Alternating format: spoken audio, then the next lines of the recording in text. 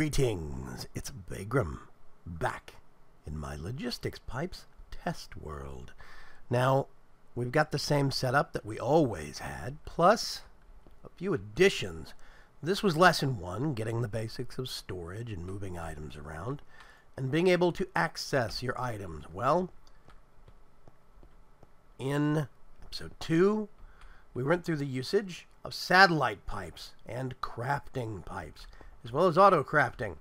Episode 3, I'm going to show you how to move your liquids around, how to store them, how to get them to the machines that need them.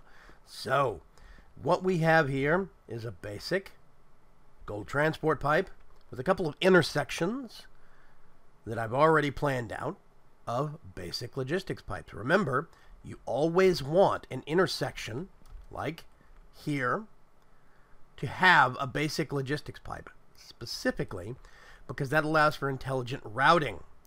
If we did that, it would be random, and we don't want random. We want planned, we want smart, and that is what that does. So, also remember to look for the green indicators on your actual pipes. Otherwise, you've just lost power. So, I'm actually going to put that right there because I think it looks good. We've got a length of pipe and some machines. Now, here's what I've been thinking. Two of the most basic fluids that need to be moved around, of course, are lava and water. You need water for so many machines, lava for so many machines, and both for certain machines. So I'm going to give you the basics and get you started off by using those. Once we get that done, you'll know exactly what's going on. So, we've got 2 containers, vast tanks, lava and water. And I want to get it to these machines. Now, I have here a magnetic dynamo that I would like to have make power and put it into this empty resonant energy cell. I have an igneous extruder, and I want to make some obsidian. That means both lava and water, steady supply. I've got a fluid transposer that I want to keep topped off with lava, just in case I need to fill something up with lava. And a glacial precipitator I want to have full of water. Now, of course, I also have a seared tank on my Tinkerer's Construct smeltery. And I've got some ore that I need to smelt. So, what are we going to do? Here's what we're going to do. First off, we need to get our tank set up. You've got 2 valves on these things. I usually put at least 3 valves, one towards the top where the fluid is coming in, and some on the bottom where I pull the fluid out. That's just me, though. It really doesn't matter that much anymore with these tank designs, whether it's railcraft or mechanism. They're all pretty fancy now. So, that's what we've got right now. What I've got in hand is a logistics fluid provider pipe. We hit R on that real quick. It's a basic fluid pipe and a glass bottle. What you do with a basic fluid pipe is you get a basic logistics pipe, some pipe sealant, and a bucket. And it makes one of those. So one of these goes, and I need to connect that on each end. Now you'll notice, normally, these pipes are right-click accessible, right? You remember that?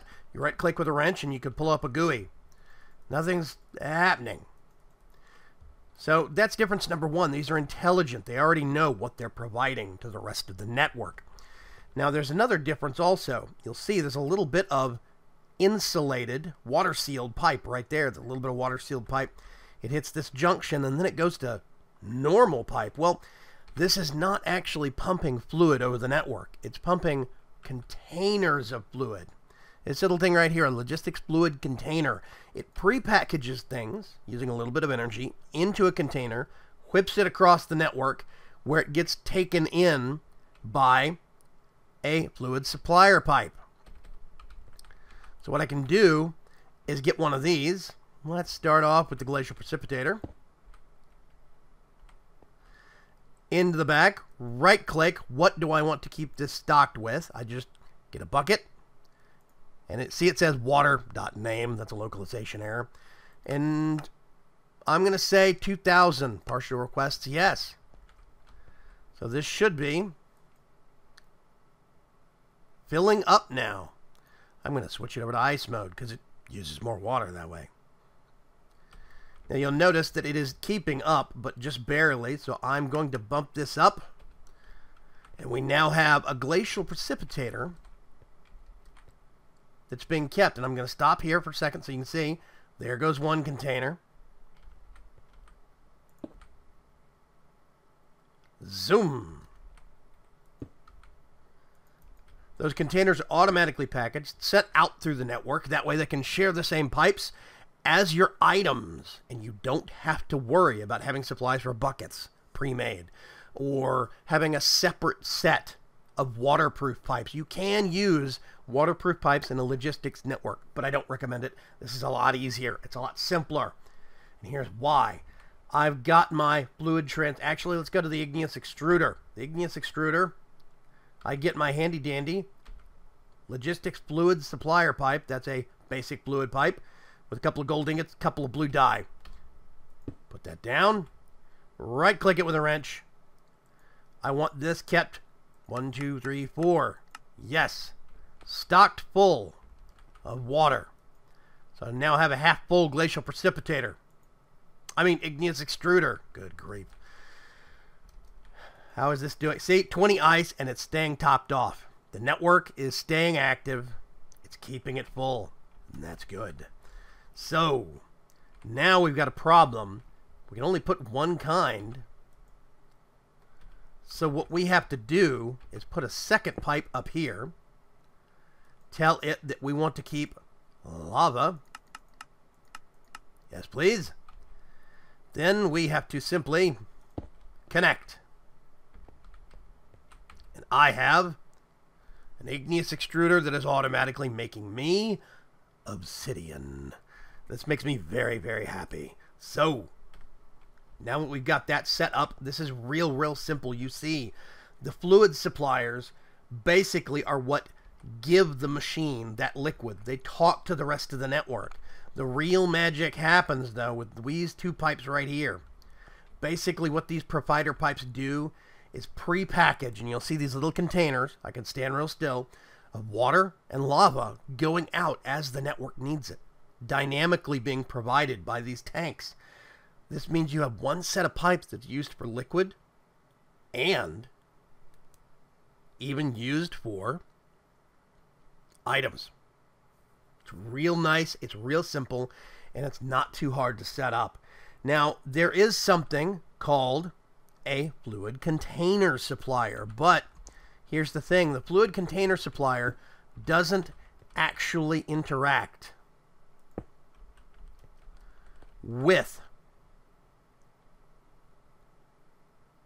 these tanks right here. What this thing wants is something like lava buckets or lava cans. Now, in one of these chests over here, I have secreted away. I have to remember which. That one. I've got lava cans from forestry. I'm going to pull out my wrench. And in theory, there we go. Did you see that can get requested? Now, it's only keeping one can in stock. Whoops.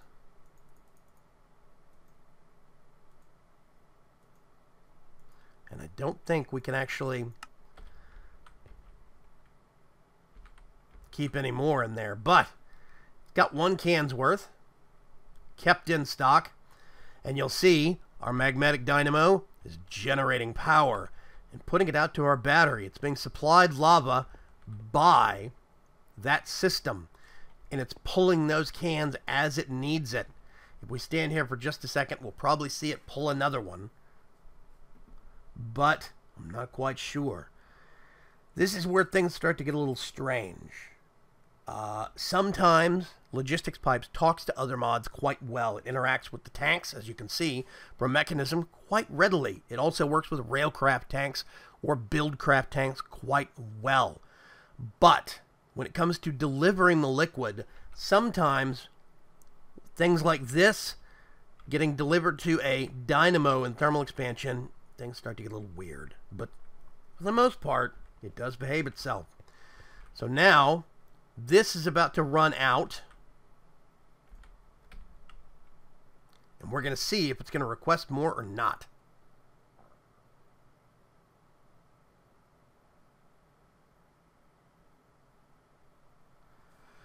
Once it shuts off, in theory, it should actually request for this.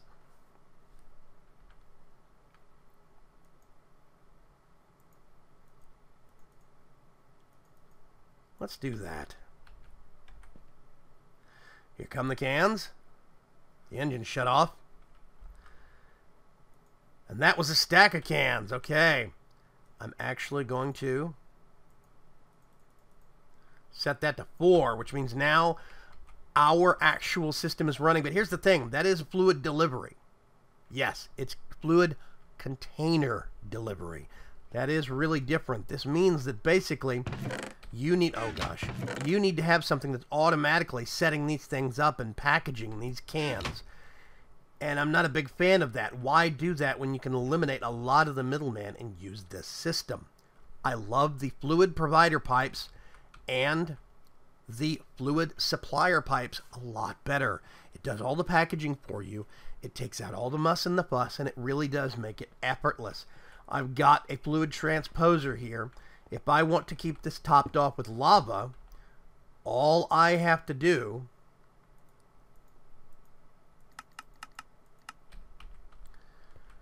is that. Here's our requests coming in. We're getting lava, and now we have a fluid transposer that I can put an empty bucket in whenever I want to. It's very simple, very easy. You get the same fluid supplier pipe and junction it into the rest of your network. Right click. Sure. Let's keep partial request. By the way, I keep saying partial request. Partial request is a bucket or less. Basically, if you're telling it to keep 4,000, a partial request is if it's at 2,000, do you want it to keep it topped off or wait until it's totally empty to fill it back up? That's all that is.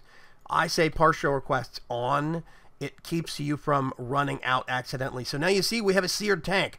4,000 lava up there at the top. So if I want to, I can come over here to my controller. Let's get some, or actually, you know what? Let's come full circle on things, all the way down to our table. And I have, there we go. Request full stack of iron ore, please. There we go. Let's go down here. Put some of that in and get it melting. We're going to start using lava now, which means that it's going to be requesting more to keep it topped off. But this is the basics of fluid behavior within logistics pipes. It's very simple. One of the best innovations that I really think they added to logistics pipes is the concept of the fluid container. The self-packaged and self-unpackaged by the network container. Basically, the provider pipe over there is bundling up a little bit of lava, a bucket or less, into this container, fires it across the network here. This unpackages it and provides it to the machine. It means one set of pipes used for everything, and it's real nice. I really do like it. See, there was another request by our Tinker's Construct setup. Now we've got a whole bunch of lava, and yeah.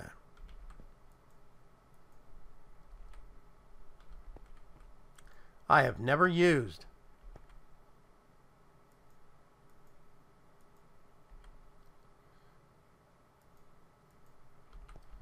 this. Is so weird. It's got the spigot right there. Oh, I bet I know what I need to do. Is it a faucet? Yep. I'm just going to go ahead, grab a basin, There is our molten iron pouring out into a nice big block. So, this has been a quick episode to get you started on the basics of getting fluid around your network, your logistics pipes network. Now, this is going to get you very, very far. This is actually something that will take you quite far in terms of usability with your logistics pipe system. Specifically because, where did I put the other one? Oh, well, I've got it somewhere.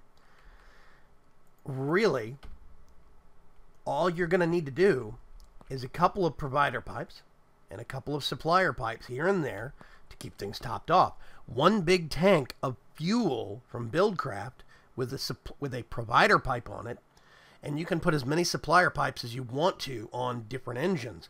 These things fire out pretty quick, as you have seen. I've got 64 here. I haven't done anything with that. 64 ice here.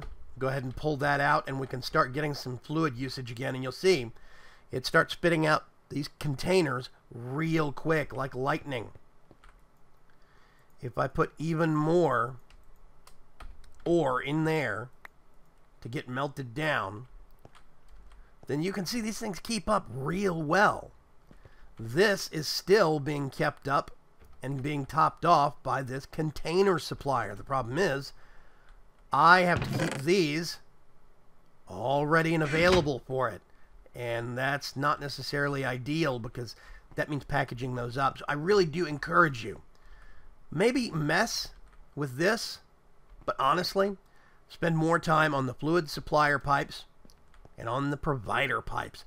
I really do think you're going to get more mileage, more usage, and more efficiency out of these things. They're so useful, and it's such a nice system. So, this is Vaygrim signing off. Part 3 of Logistics Pipes, and Part 4 is still on the horizon. Keep your eyes open, and keep experimenting in your test world with logistics pipes. You can't break it, but you might have to rebuild it. Thank you very much. As always, I appreciate you spending your time watching my videos. This is Vaygrim signing off. Bye-bye.